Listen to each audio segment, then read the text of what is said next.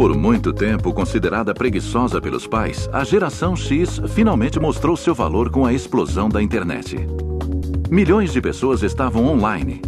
Aproveitando a tecnologia ao máximo e compartilhando habilidades, jogadores do mundo inteiro se organizaram em redes de milhões de usuários, todos empenhados em superar uns aos outros. É o conceito de comunidade. Existe uma imensa gama de pessoas criativas que jogam os games e criam os games. Acho que fica melhor desse jeito. Pessoas como Will Wright afirmam que no futuro 60% do conteúdo dos jogos não será feito por designers profissionais, mas por amadores que consomem esses jogos. Ele diz que os games modernos competem pelas comunidades e quem criar a comunidade mais criativa será o vencedor.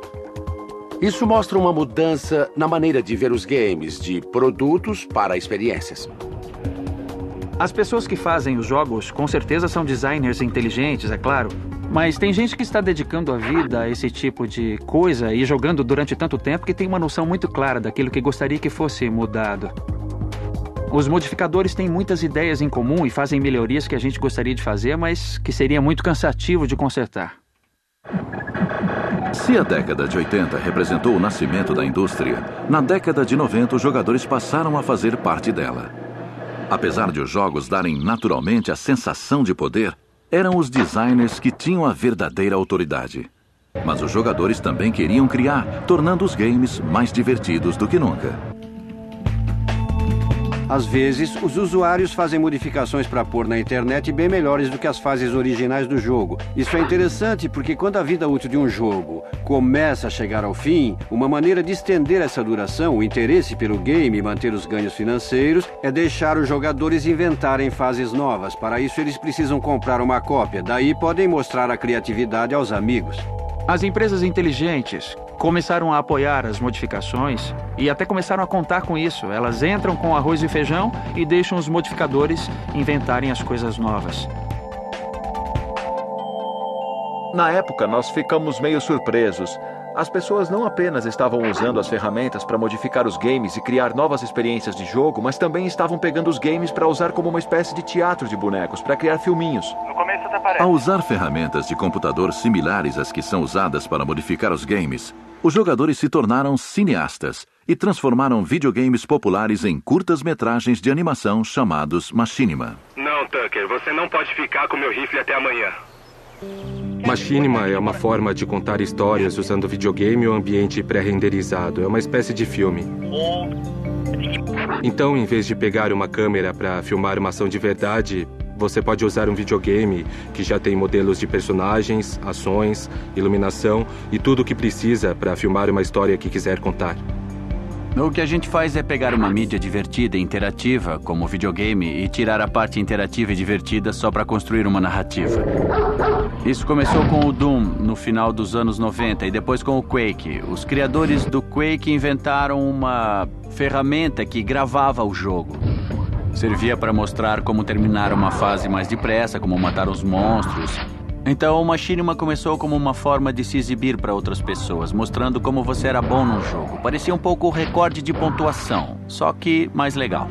Sem qualquer experiência em programação de computadores, Bernie Burns e seus amigos Gus Sorolla e Jeff Ramsey fizeram um pequeno filme a partir de um grande videogame, Taylor. Ei, eles pararam de atirar. Por que está sussurrando? Eu não sei. Vê se o microfone está funcionando. Burns e seus amigos fizeram o filme no conforto do quarto de hóspedes de sua casa em Austin, no Texas. Eu era um cineasta independente fracassado. Eu trabalhava com informática em Austin e queria dar um jeito de continuar escrevendo e produzindo com regularidade para não perder a prática e exercitar essas habilidades. Mas como eu não conhecia ninguém talentoso, só conhecia o Gus e o Jeff, eu pensei, o que será que eu posso escrever e produzir para esses dois idiotas? Aí eu lembrei, bom, todos nós jogamos videogame, provavelmente dá para usar o videogame para animar algumas histórias e montar umas piadinhas. Não acredito que ele sobreviveu.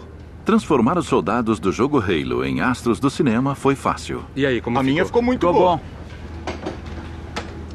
E eu posso filtrar a voz dele com um processo ultra secreto. Assim parece que ele está falando de dentro de um capacete. Não acredito que ele sobreviveu. Não acredito que ele sobreviveu. Viu? Essa é a magia do cinema. Porém, atender a demanda do público foi difícil. Na primeira semana, a gente teve provavelmente uns 1.000 acessos por dia, talvez 2.000. E depois de 2 semanas, eram mais ou menos 500 mil de pessoas acessando o site, sabe, todos os dias. Acho que a gente não estava preparado para tanta popularidade assim logo de cara.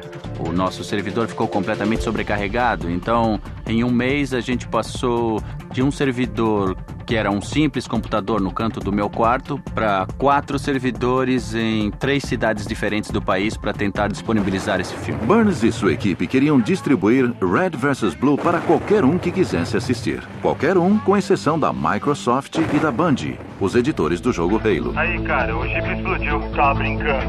Burns não tinha autorização para utilizar o game.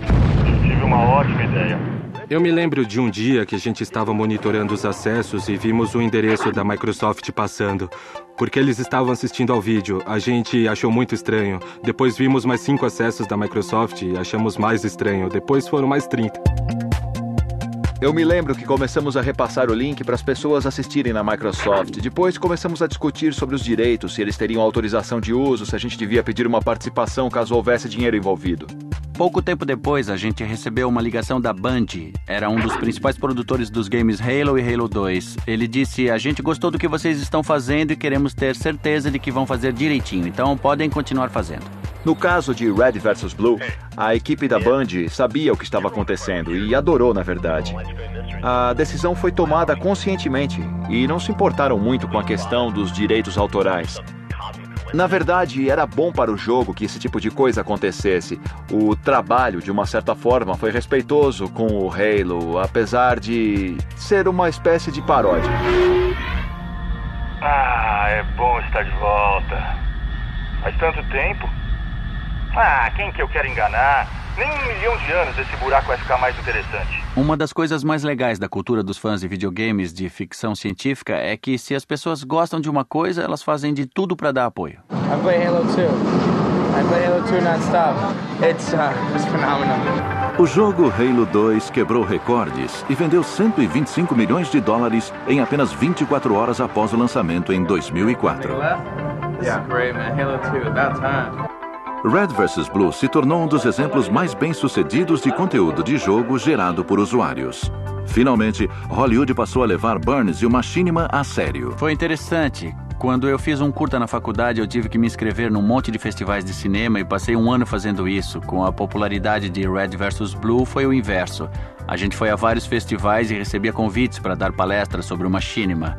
Quando começamos tudo isso, não tínhamos ideia de que íamos nos tornar uma espécie de pioneiros desse gênero de filmes. Lançar produtos que permitem que as pessoas criem seus próprios filmes, na minha opinião, é uma tendência do futuro.